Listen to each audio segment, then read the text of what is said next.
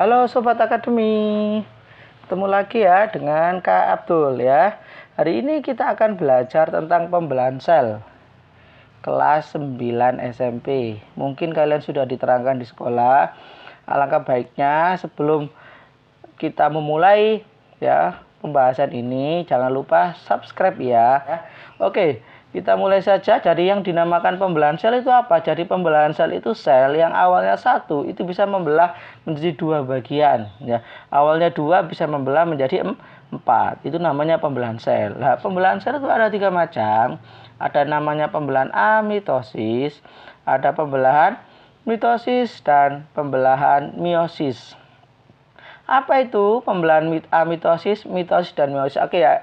Kali ini kita akan bahas semua tentang pembelahan amitosis, mitosis maupun meiosis. Pembelahan amitosis adalah pembelahan yang terjadi pada organisme uniseluler.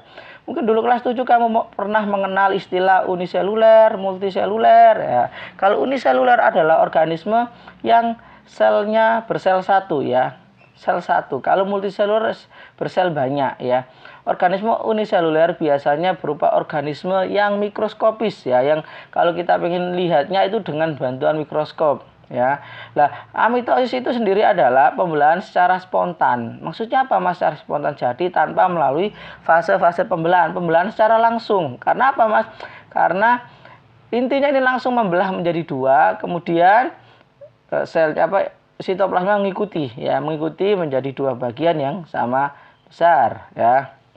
Nah, inti sel membelah menjadi dua ini ya, amitosis ya. Contohnya apa Mas? Contohnya adalah pada pembelahan biner amuba. Amuba kan termasuk ini ya, termasuk hewan uniseluler atau makhluk hidup uniseluler yang selnya satu. Pembelahan biner pada amuba ya, satu sel itu akan membelah menjadi dua sel ya. Intinya akan membelah dulu ya, intinya membelah menjadi dua, kemudian setelah intinya terjadi membelah jadi dua, kemudian dia akan mengalami sitokinesis ya, pembelahan sitoplasma ya, mengalami sitokinesis, pembelahan sitoplasmanya akan membelah menjadi dua bagian yang sama besar ya. Ini namanya pembelahan biner ya, menjadi dua bagian yang sama besar, terjadi pada amuba ya. Kemudian pembelahan mitosis. Apa itu Mas pembelahan mitosis ya? Kali ini kita akan bahas ya. Jadi pembelahan mitosis itu adalah pembelahannya terjadi pada sel-sel somatik ya, sel-sel tubuh, tangan, kaki, rambut ya, itu pembelahan mitosis ya. Pembelahan mitosis menghasilkan dua sel anakan yang sifatnya diploid. Nah, sudah di bawah dijelaskan di situ, diploid adalah jumlah kromosom anak yang dihasilkan itu sama dengan kromosom induk ya. Jadi misal tanganmu misalnya habis jatuh, kemudian memperbaiki sel yang rusak ini ya, ini termasuk pembelahan mitosis ya. Itu nanti akan tumbuh kembali kan selnya ya, menjadi bagian yang sama persis ya, itu namanya pembelahan mitosis. Nah, pembelahan mitosis itu nanti hasilnya anakannya ya identik dengan induknya ya, sangat identik dengan induknya, sama persis rambut kamu potong lah, rambut itu kan tumbuh panjang lagi lah, itu tadi anaknya atau panjangnya tadi yang tumbuh tadi itu sama dengan induknya ya, gak mungkin berbeda ya, sama identik dengan induknya lah. Tujuannya apa sih Mas pembelahan mitosis? Pembelahan mitosis ini bertujuan untuk ya pertumbuhan dan perbaikan sel ya.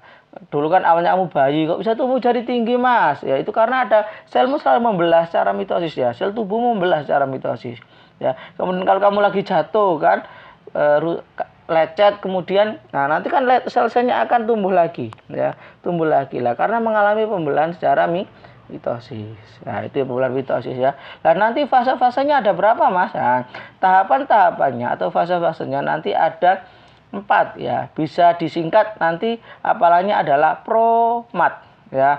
Promat, profase, metafase, anafase, dan telofase ya. Profase ya, pro ya, ini profase ya, M ya, metafase ya, A anafase, dan T telofase. Profase, metafase, anafase, dan telofase. Kira-kira di profase itu kayak apa Mas? Nah, kita akan bahas di sini. Nah, pada tahapan profase ya, hilangnya membran inti ya, jadi membrannya akan hilang. akan membentuk benang-benang kromatin. Ya, benang-benang kromatin ini nanti akan bergabung menjadi kromosom. Nah, kromosom mereplika menjadi kromatin. Ya, hilangnya membran inti, terus muncul benang-benangnya ya, benang-benang kromatin dulu. Benang kromatin akan bergabung menjadi kromosom. Kemudian kromosom mereplika diri menjadi kromatin. Itu tahapan profase. Gambarnya seperti ini ya. Biasanya kalau SMP itu gambar juga harus diperhatikan. Karena apa? Karena biasanya kadang keluar gambar. Ini tahapan apa? Nah, ini kalau ada kayak serat-serat ini namanya benang spindle ya. Serat-seratnya ini benang spindle ya.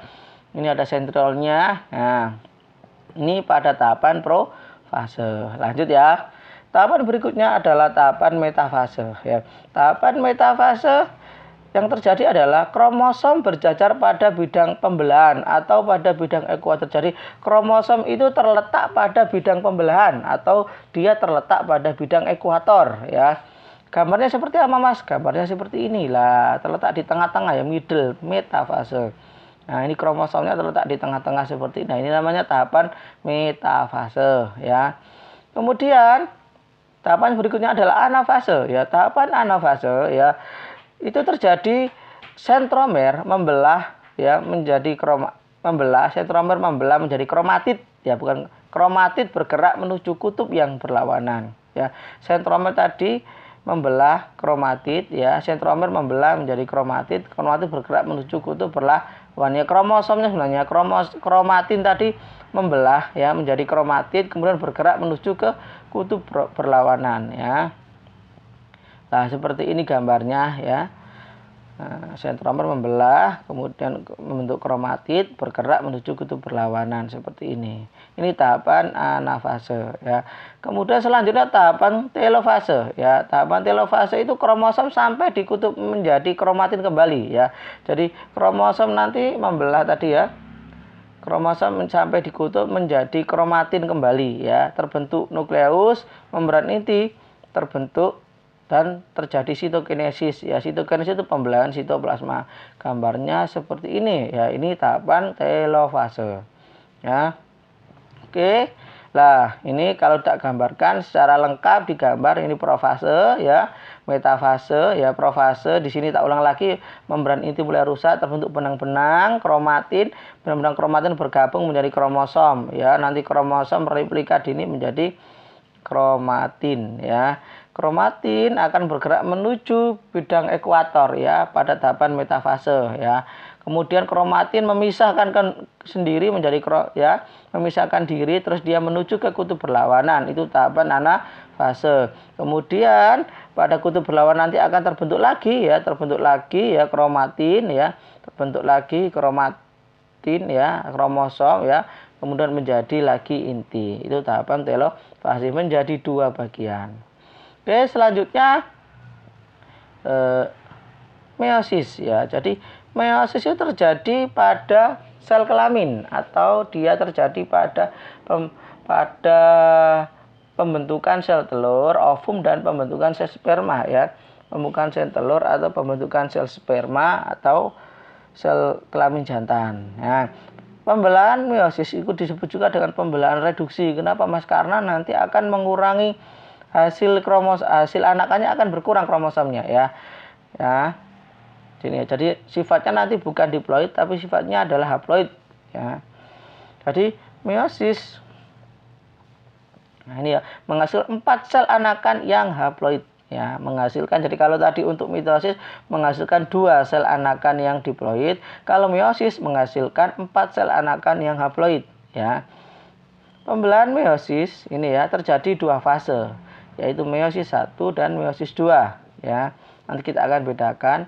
Nah, tujuannya pembelahan meiosis tujuannya adalah untuk pembentukan ovum atau sel telur dan sel sperma. Ini pembelahan meiosis. Nah, tahapannya sama ya kayak mitosis. Jadi meiosis 1 dulu ya, kita bahas meiosis 1 ya. Meiosis 1 itu tujuannya adalah untuk pemisahan kromosom homolog ya, kromosom homolog jadi bergabung ya. Itu tujuannya itu ya, meiosis 1. Nah, tidak terjadi reduksi pada meiosis 1 tidak terjadi reduksi kromosom, tetapi penyamaan kromosom anak dan induk ya, tidak terjadi reduksi kromosom. Jadi tidak ada pengurangan kromosom di meiosis 1, tapi hanya penyamaan kromosom anak dan kromosom induk. Tahapannya sama kayak mitosis. Tahapannya adalah promat juga ya, profase, metafase, ya, anafase dan telofase. Tahapannya sama ya. Oke, profase 1 ya. Profase 1 ini, ya ini pada meiosis 1 ya. Tahapannya profase 1 akan terjadi kromatin mau berubah menjadi kromosom. Ya sama kayak tadi ya. Benang-benang kromatin akan berubah menjadi kromosom. Istilahnya namanya adalah leptonema.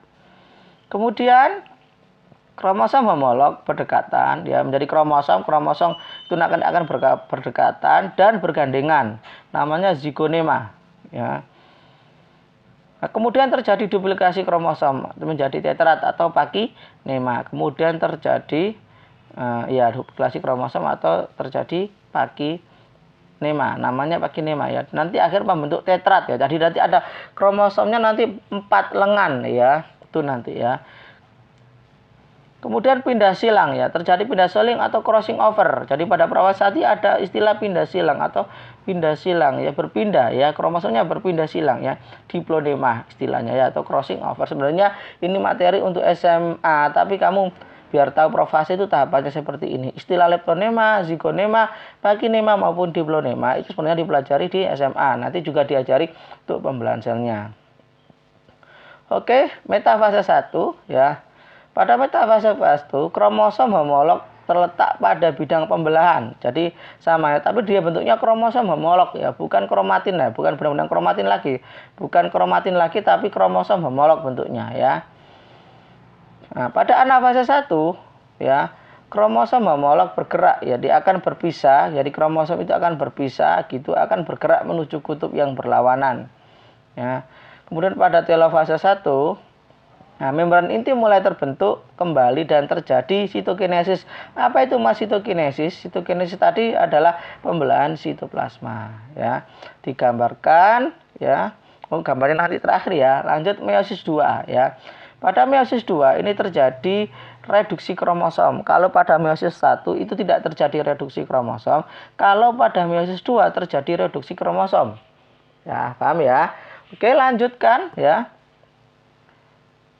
Nah, yang awalnya 2N atau diploid menjadi N haploid ya. Yang awalnya 46 kromosom menjadi 23 kromosom. Jadi pada pembentukan sel kelamin jantan, sel kelamin betina itu ya awalnya ini 46 kromosom, tapi ketika sudah menjadi sel spermanya atau menjadi sel telurnya itu kromosomnya tinggal 23 kromosom. Oke, tahapannya sama untuk meiosis 2, pakai promet juga, profase 2, metafase 2, ya, anafase 2 dan telofase 2. Nah, seperti ini ya. Oke, di profase 2 terjadi apa, Mas? Pada profase 2 ya, pada profase 2 sentromer membentuk 2 sentriol. Jadi sentromer itu akan membentuk 2 sentriol. Membran inti dan nukleus itu lenyap, membran inti dan nukleus lenyap. Kemudian kromatin berubah menjadi kromosom ya. Kromatin berubah menjadi kromosom ya.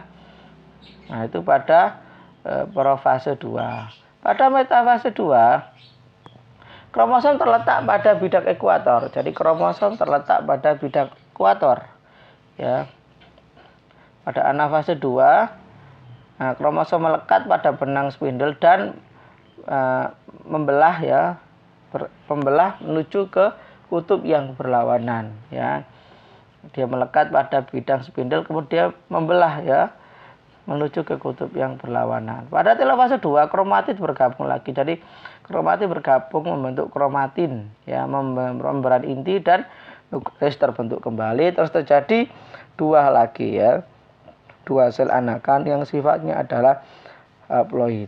Nah, ini tahapan profase gambarnya seperti ini ya. Profase 1 ini masih kromosom homolog profase 1 ini ya. Nah, ini tetrat, bentuk tetrat, lihat ada 4 lengan seperti ini ya. Jadi ada 4 lengan, bentuknya tetrat. Kemudian pada anafase 2 ini masih kromosomnya ya, menuju ke kutub yang anafase 1 menuju ke kutub yang berlawanan ya. Kemudian pada telofase 1 ya, terbentuk kembali menjadi 2 sel anakan ya. Tapi masih 46 kromosom. Kenapa Mas? Karena pada tahapan meiosis 1 tidak terjadi reduksi kromosom. Kemudian pada fase 2 membran inti mulai rusak lagi ya. Membran inti mulai rusak ya.